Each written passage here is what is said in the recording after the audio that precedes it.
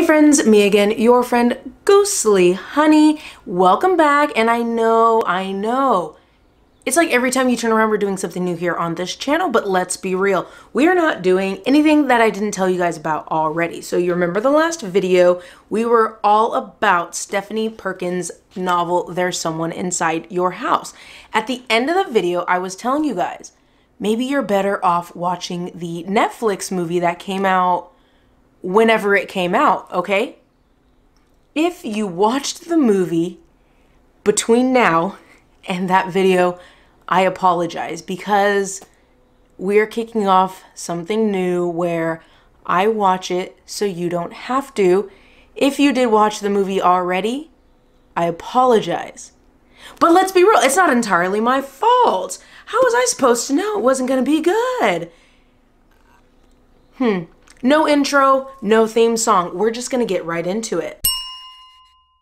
There's Someone Inside Your House follows Makani Young, who was sent from Hawaii to live with her grandmother in Osborne, Nebraska. Now, when students from her school are being murdered for their secrets, Makani must face her past. So I'm not gonna lie, it was very hard to watch this movie through the lens of the average person, maybe somebody who hasn't read the book.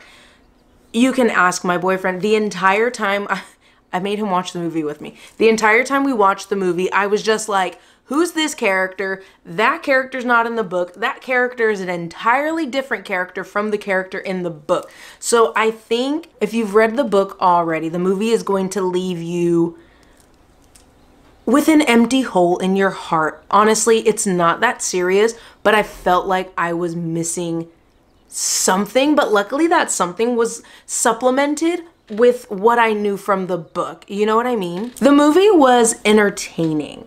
I'll give it that. One thing that I really did enjoy, aside from the whodunit, kind of trying to figure out who the killer is element of the film and the book, which I really, really love. Aside from that, I liked to see the characters get killed. It was fun. So what I think I really kind of latched onto was the fact that these characters, they weren't good people, and they were very one note and extremely underdeveloped. So like that said, like I didn't care about them. I wasn't rooting for them. I think the only person I was honestly rooting for was Makani. She didn't really have as much depth as she had in the books, which was definitely disappointing to see, but her compared to the rest of the cast, she definitely stood out for me. So it's kind of like by default, I kind of liked her character the most. The acting in the movie was good. I mean, run around scared. Have fun with fellow people your age. You know what I mean? So it's not like a lot of acting here. It's not like people are going to start handing out awards, but you know, they did what they did well. I enjoyed it. Something that was super noticeable in the movie was how woke it was. And honestly, I'm not that person that gets super feeling some type of way about media making a commentary on society. Honestly, I actually enjoy to see it and the artistic interpretation and all of that stuff. But some of the things in the movie had me kind of rolling my eyes, and I'm not sure if this is mostly because the book wasn't that woke. It wasn't that on the nose. So I was like, why? Like, I know why, but why? The movie comes in at 1 hour and 36 minutes, and honestly, that's a really good runtime, but I feel like, I don't know, the pacing was off.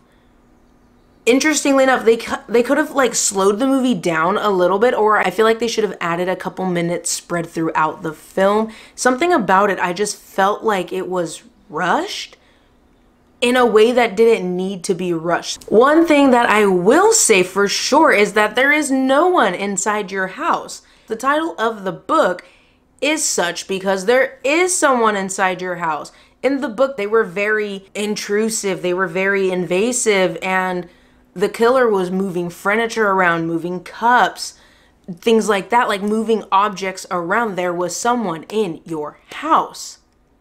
But in the movie, there was somebody in someone's house, certainly not in your house. You know what I mean? Like, it wasn't as big of an element as it was in the book. So that said, this movie could have been called anything different and it would have worked out just fine. So here's the thing. Had they changed character names, because they did move the characters around a lot, had they changed the location, could have been anywhere, change the title, like we were just talking about, you could have had something decent, could have had something nice, but I think what I really think would have just knocked it out of the park, it would have been a really nice blend of the book and the movie. There were certainly a lot of elements after reading the book that I did enjoy. One of the things that I liked about the movie was that Makani's past, that was so much more extreme in the movie. And I was definitely thrown off by the change because I was high-key expecting them to just copy and paste, and I'm glad they didn't because that really elevated the movie in a way. The movie was not good, okay? But it did elevate what I knew in my head from the book, if that makes sense. And the movie did well to add a couple seconds at the end of the film. It was very rushed, but there was that little bit of closure that Makani had that I really, really liked. In addition to that, again, speaking back on the blending the book and the movie, had they given the characters the depth they had in the book, would have been better. If they had brought some of the characters from the book into the movie, because there were characters that I really enjoyed that were like non-existent. Rosemary, her, I really like her character. Where was she? Netflix? I'm looking at you. Where was Rosemary? Rosemary? Nowhere. Certainly not inside your house. Okay, so I watched it so you don't have to, but was it worth watching? Honestly, I'm gonna say skip it unless you can just separate the book from the film, which I clearly could not, or if you haven't read the book. I think it's just kind of entertaining. If you can turn your brain off for an hour and 36 minutes, maybe you can have some fun with this one, but I just couldn't. I was talking nearly the entire film. I was just so mad. But if you did skip it, you're really not missing much. That said, if you did watch it based off of my suggestion, I sincerely apologize because I had not seen the movie yet. I have now. I'm older, I'm wiser than I was last time, and I apologize. But that brings us to the end of I watched it so you don't have to. If you enjoyed the video, let me know by leaving this video a thumbs up. Subscribe so you can catch what I'm gonna watch for you next time, and I will be back with another movie. But until next time, take care of yourself, spread positivity, and whatever you are going through. You got this. Bye.